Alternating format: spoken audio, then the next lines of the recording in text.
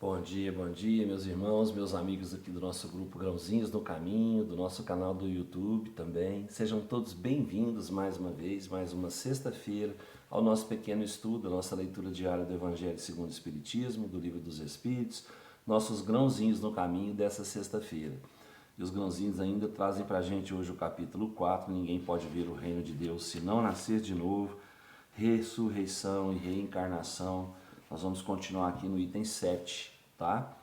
Essas palavras, se um homem não renasce da água e do Espírito, foram interpretadas no sentido da regeneração pela água do batismo, mas o texto primitivo trazia simplesmente, não renasce da água e do Espírito, ao passo que em certas traduções, a do Espírito se substituiu do Santo Espírito, o que não responde mais ao mesmo pensamento.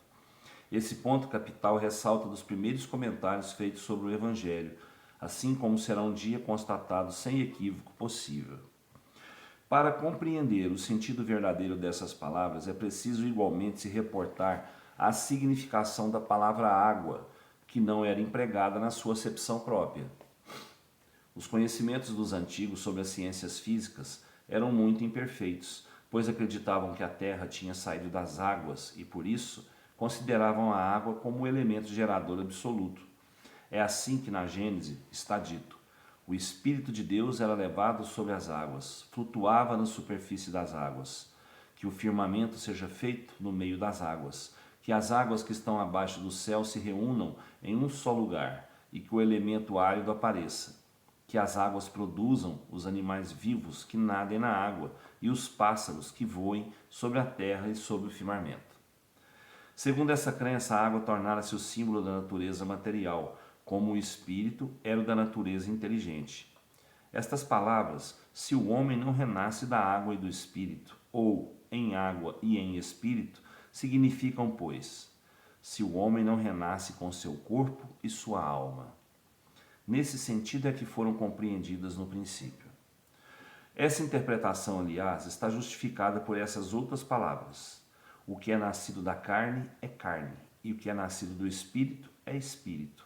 Jesus faz aqui uma distinção positiva entre o espírito e o corpo.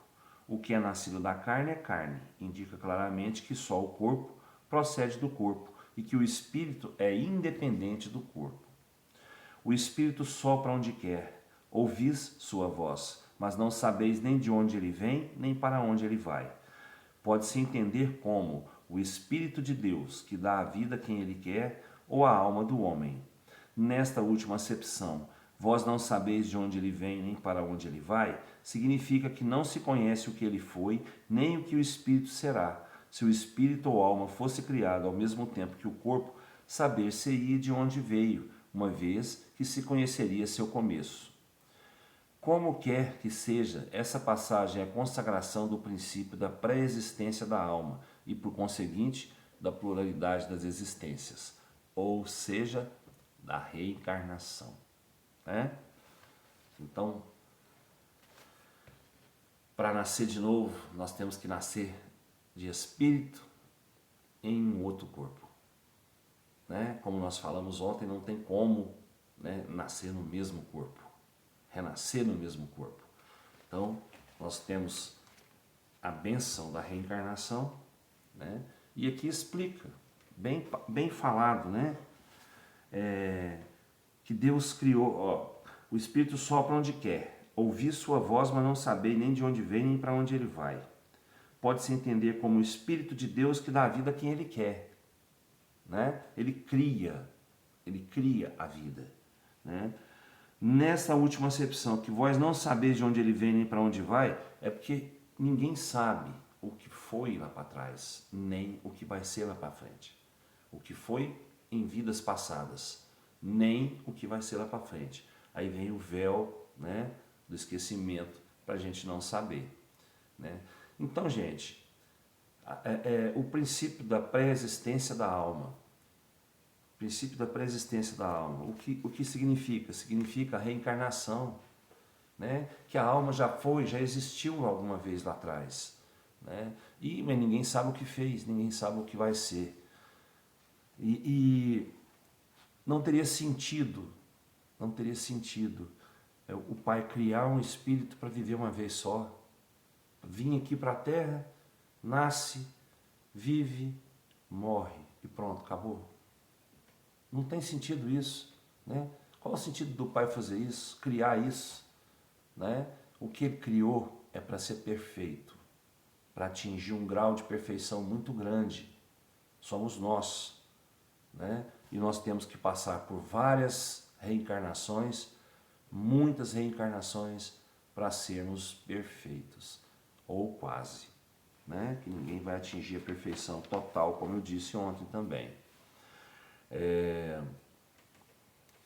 Aqui está bem explicado, né? Está bem explicado o sentido da palavra, né? Que é preciso nascer do corpo e do espírito, né? Da água, né? Como é que ele fala aqui? Da água e do espírito, né?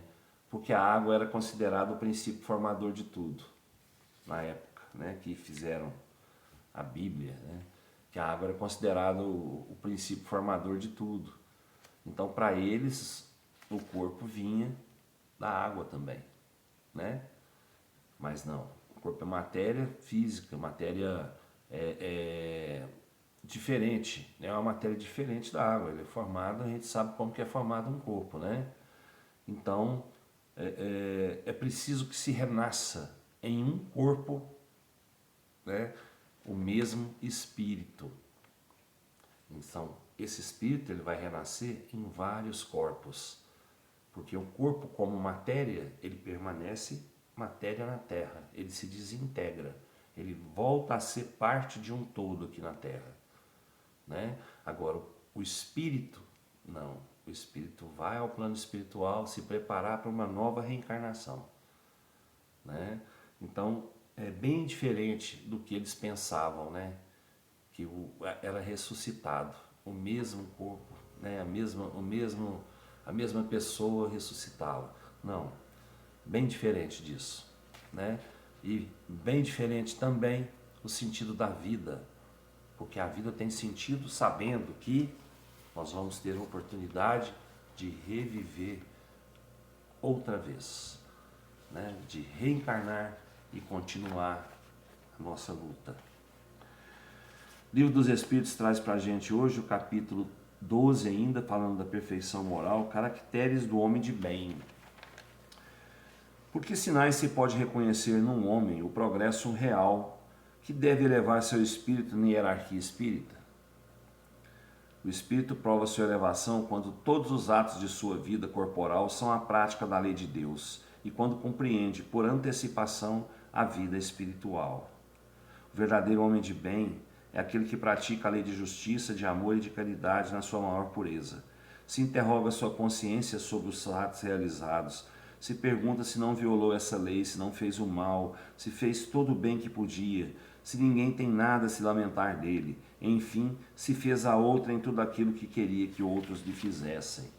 O homem cheio do sentimento de caridade e de amor ao próximo faz o bem pelo bem, sem esperança de retribuição, e sacrifica o seu interesse à justiça. Gente, caracteres do homem de bem. O homem de bem é aquele que segue, né, a lei de Deus, que segue a lei que Jesus trouxe para nós, a lei de amor. É aquele que se preocupa com o próximo, é aquele que faz ao próximo aquilo que queria que fosse feito a ele. Se todos praticassem esse ponto, né, o mundo estaria cheio de homens de bens, né, de homens de bem. Então vamos procurar mudar um pouquinho aquele que está fora desse patamar ainda. Vamos procurar mudar um pouquinho, pensar um pouquinho no próximo, pensar um pouquinho no que eu quero para mim, né? O que eu quero para mim, eu tenho que desejar ao próximo também. Eu tenho que fazer para ele o que eu quero que seja feito para mim. É uma lei básica, é uma coisa básica que Jesus falou, né? Então, para a gente melhorar um pouquinho, para sermos verdadeiros homens de bem, nós temos que pensar muito antes de tomar nossas atitudes, tá bom? Que Jesus nos abençoe, nos fortaleça, nos dê uma ótima sexta-feira, um ótimo final de semana. Fiquem todos com Deus até segunda-feira, se Deus quiser, e eu tenho certeza que Ele quer. Beijo no coração, pessoal.